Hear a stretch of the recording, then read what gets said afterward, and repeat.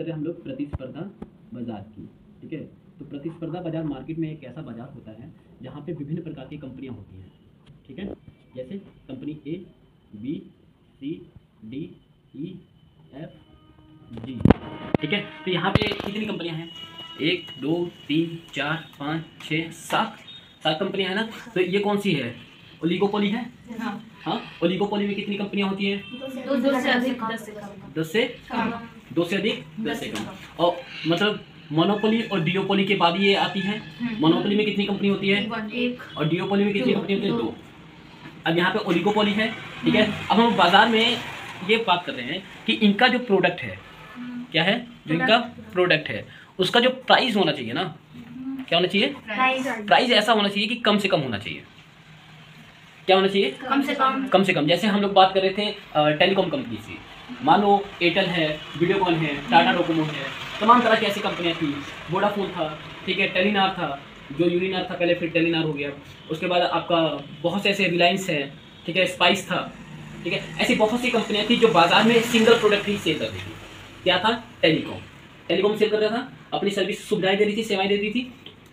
अब देखो, ये इन्होंने बिल्कुल भी नहीं सोचा था कि बाजार में कभी कोई ऐसा इनका मुकाबला करने एक ऐसी कंपनी आएगी जो इन सभी को तोड़ देगी।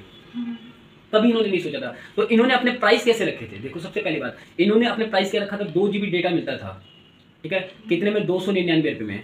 ठीक है, कितने टाइम के लिए? 30 दिन के लिए। आजकल 2 GB रोज का मिलता है ना, वहां पे महीने का 2 GB मिलता था एयरटेल का। समझ रहे हो? तो अब जो जियो थी ना, जब जियो ने मार्केट में एंटर किया तो उसने सबसे ज्यादा किसको बीट किया था? प्राइस को। किसको बीट किया था? प्राइस को। अब देखो, प्रतिस्पर्धा बाजार क्या कहता है कि आप अपने वस्तुओं की कीमत इस तरह से निर्धारित कीजिए जो कम से कम हो। यदि आपने अपने वस्तुओं की कीमत हाई रेट पे कर दिया तो वहां पे दूसरों व्यक्तियों के पास या दूसरी फर्मों के पास, दूसरी कंपनियों के पास ऐसी अपॉर्चुनिटी आ जाती है कि वो उस बाजार में एंट्री कर सकते हैं। लीगल प्रोसेस चाहिए ओलिगोपोली में आने के लिए, तो इंडिया गवर्नमेंट है, लीगल प्रोसेस मिल गया जियो को, मिल गया। अब जियो ने आते ही क्या कर दिया? क्या कर दिया था? फ्री। ठीक है, लगभग 1 साल के लिए, 1 साल के लिए इन सबकी इनकम क्या कर दी? क्लोज कर दी।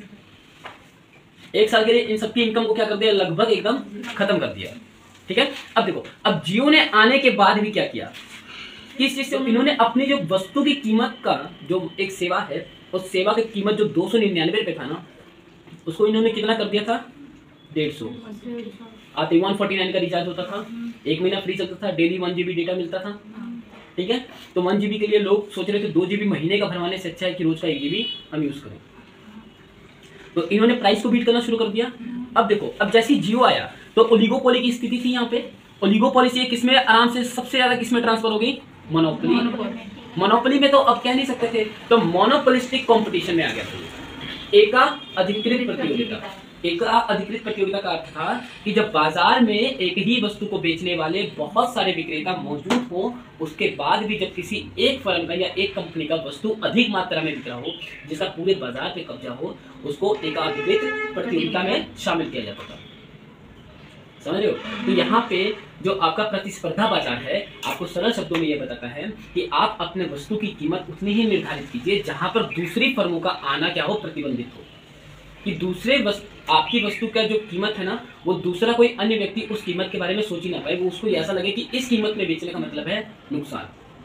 और जब आप हाई क्वांटिटी स्केल पे आप प्रोडक्शन करोगे तो आप ऑटोमेटिक प्रॉफिट में रहोगे, क्योंकि आपका मुकाबला है नहीं। ऑब्वियसली आप ओलिगोपोली या डिओपोली या मोनोपोली के बीच में या मोनोपोलिस्टिक कंपटीशन के बीच में आप अपने मार्केट को स्टैब्लिश करके रखिए। समझ रहे हो? सबसे सिंपल एग्जांपल था जियो का, कि जियो के आने के बाद बाकी सभी कंपनियों के भट्टे बैठ गए थे ना। वो तो ट्राई में कहा कि नहीं, जियो अपने रेट थोड़े से हाई करे, अदरवाइज ये तो और कम करने जा रहे थे। अगर ये और कम कर लेते तो कहीं ना कहीं भारत में बेरोजगारी की संख्या बढ़ जाती है। भारत में बेरोजगारी की संख्या बढ़ जाती। क्यों? क्योंकि एयरटेल, वीडियो और वोडाफोन, इन सब में काम करने वाले क्या हो जाते हैं? क्लर्क सभी बेरोजगार हो जाते हैं ना। जब कंपनी बंद हो जाएगी तो लोग कहाँ जाएंगे? बात समझ रहे हो? तो इसलिए जो गवर्नमेंट है ना, ओलिगोपोली में हमेशा हस्तक्षेप करते हैं लीगली प्रोसेस से। समझ रहे हो? देखो, जियो ने भले ही आपको फ्री दिया हो, पर इसने गवर्नमेंट को उतना ही टैक्स पे किया है जितना बाकी कंपनियां कर रही थी। इसने आप पे भी इन्वेस्टमेंट किया और गवर्नमेंट ने भी इन्वेस्टमेंट किया, तो इन दोनों की स्थिति के बाद ना ये मोनोपोली में आया। और अर्थशास्त्र का है इतिहास, एक हमेशा बात याद रखना, कुछ भी फ्री में नहीं होता, ठीक है, कुछ भी फ्री में नहीं होता। एक हाथ दो एक हाथ लो वाला काम चलता है, वो होता है प्रतिस्पर्धा बाजार में, ठीक है।